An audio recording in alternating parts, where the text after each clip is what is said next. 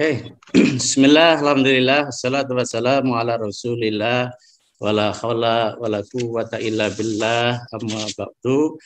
Akhinal kiram, Ustaduna Farid Oqba LCMA, Bapak Kiai Khalil Ridwan, Pak Yai Haji Buya Fikri, Farino, serta Ustadz Ahidin, dan para peserta sekalian kegiatan pengajian pada sore hari ini. Syukur alhamdulillah kita panjatkan kehadirat Allah Subhanahu wa taala. Sedikit tadi menginformasikan terkait dengan kegiatan dakwah bilhal, kegiatan salah satu unit kegiatan yang ada di YB Al-Azhar, khususnya di Lembaga Amil Zakat Al-Azhar. Mohon maaf tadi memang untuk suaranya agak sedikit terganggu. Saya cari ini ternyata nggak bisa tetap berbunyi. Bapak Ibu sekalian, mungkin barangkali Pak Yai dengan Ustadz tadi banyak berbicara tentang kegiatan global dan seterusnya. Mungkin saya hanya menyampaikan beberapa kegiatan yang mungkin barangkali skalanya lebih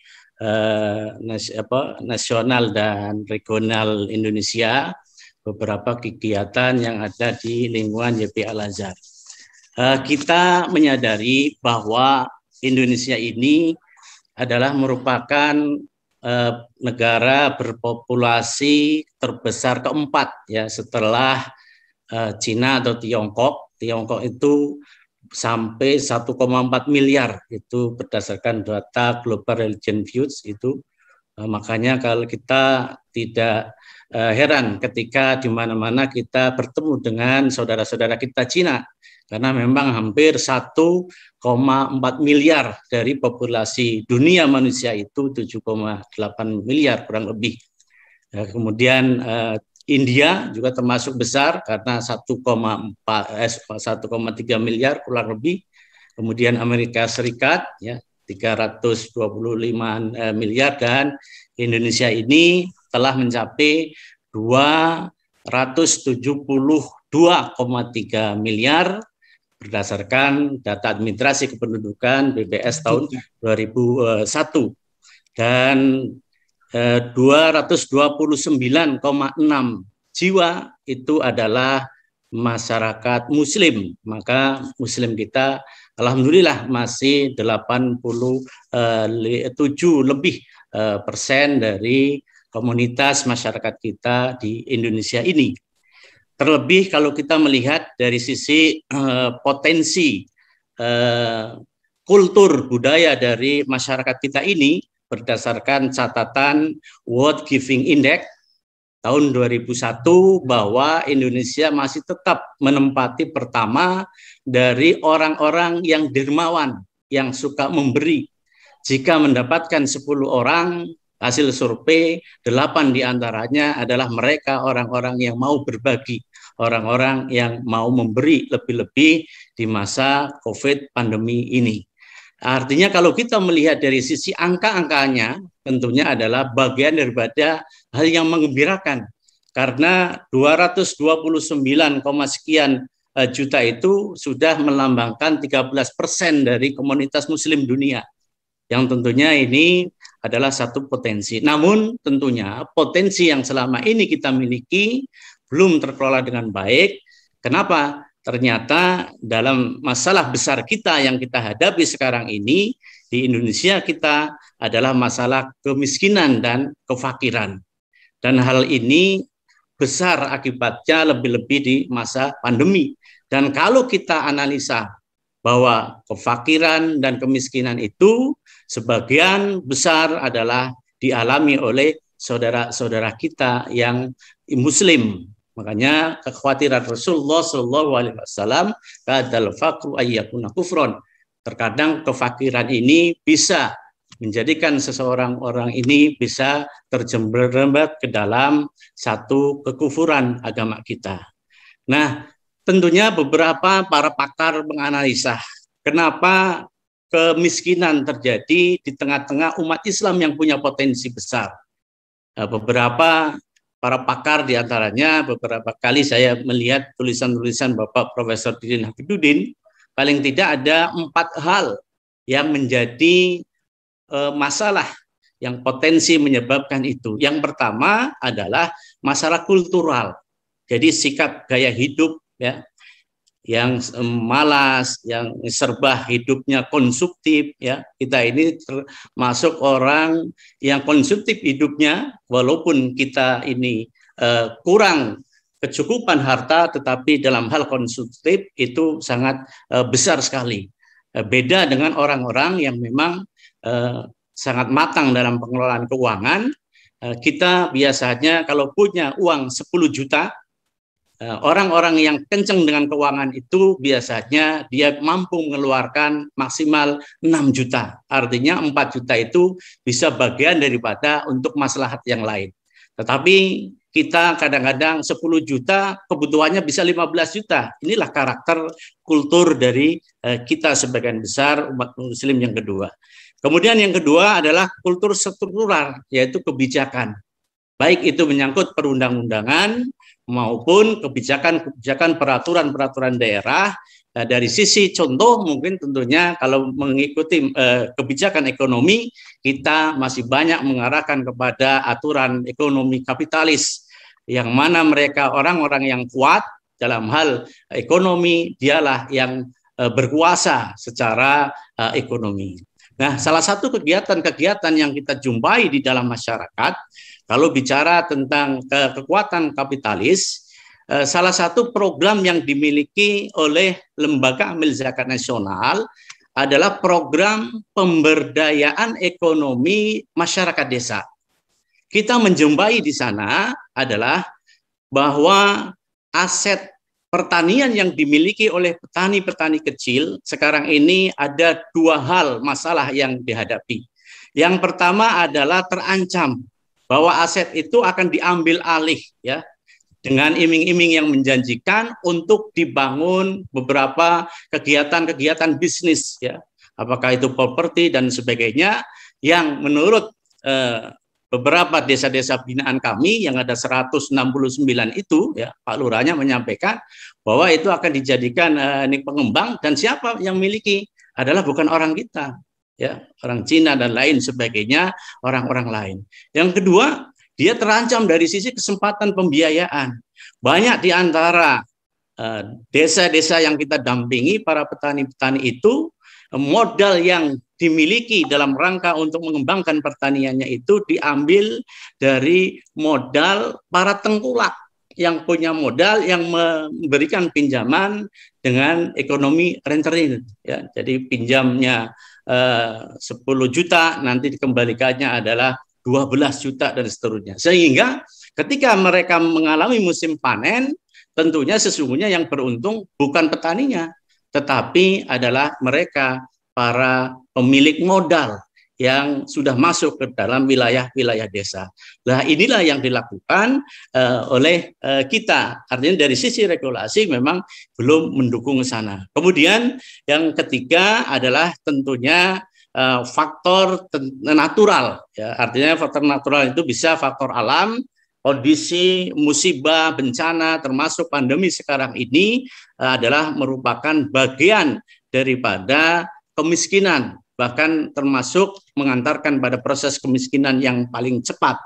Bahkan berdasarkan data daripada Suryadi April 2020 bahwa diproyeksikan hampir 12,37% ini penduduk kita tambah tingkat kemiskinannya, sehingga kemiskinan kita hampir mencapai nanti kurang lebih sekitar 33% dari penduduk kita ini. Artinya bahwa ini adalah sesuatu yang sangat sulit. Dan yang ketiga tentunya adalah faktor korupsi birokrat yang menjadikan layanan terhambat, kemudian program-program yang diluncurkan untuk pengentasan kemiskinan terhambat. Nah, disitulah barangkali permasalahan yang terjadi secara real di masyarakat, terutama di desa. Maka kita selaku bagian daripada unit YP Al-Azhar melalui kegiatan dakwah bilhal, ya, dengan mulai kita menempatkan para dasamas, dai, sahabat masyarakat, yang kita kader, kemudian kita kirim ke desa-desa, apa yang mereka lakukan? Yang pertama, mereka melakukan adaptasi, melakukan edukasi, melakukan sharing ide, melakukan satu bimbingan dan seterusnya yang kita sebut dengan program di Indonesia Gemilang atau Desa Indonesia Gemilang atau Desa Gemilang.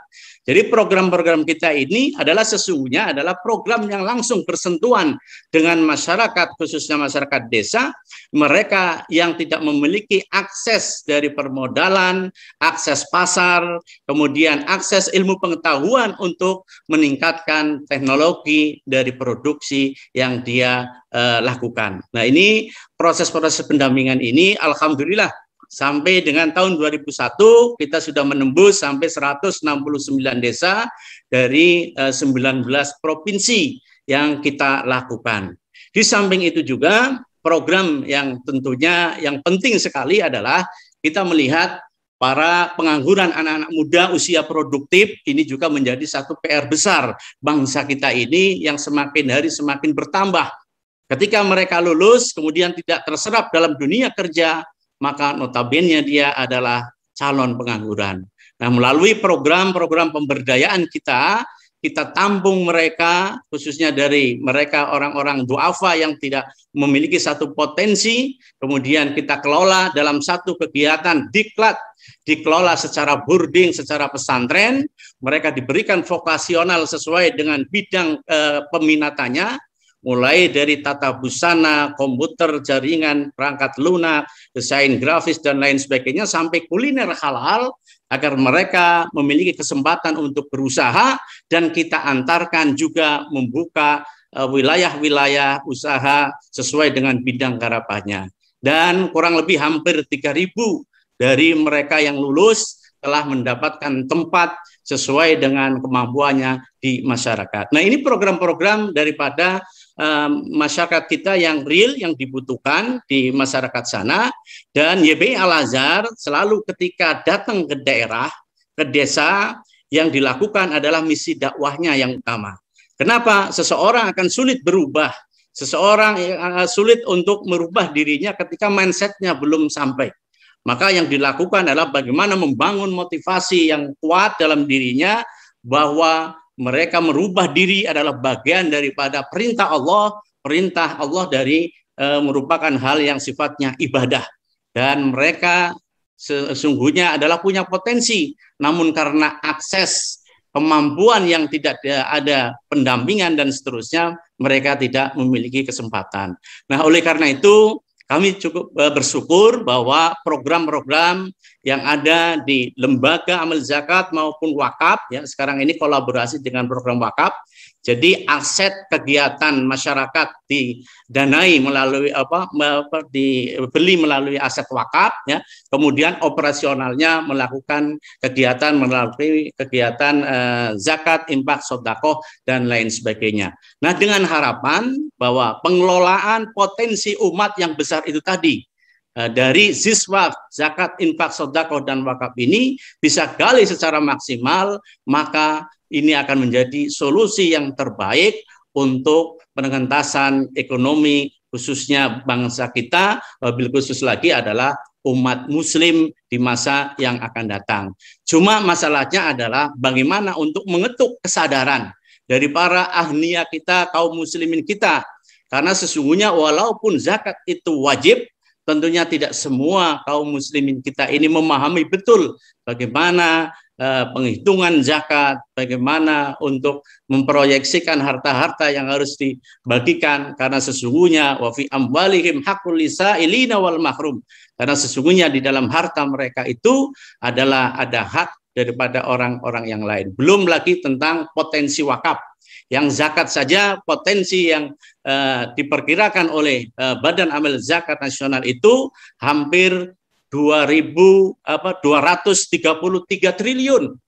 Yang sekarang ini baru tergarap 10 triliun.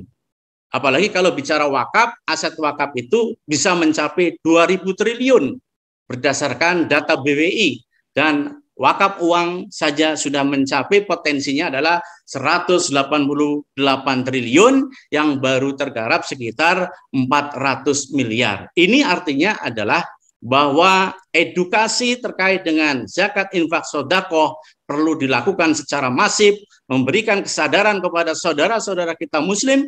Ketika ada timbul kesadaran, maka sesungguhnya potensi itu akan bisa diwujudkan.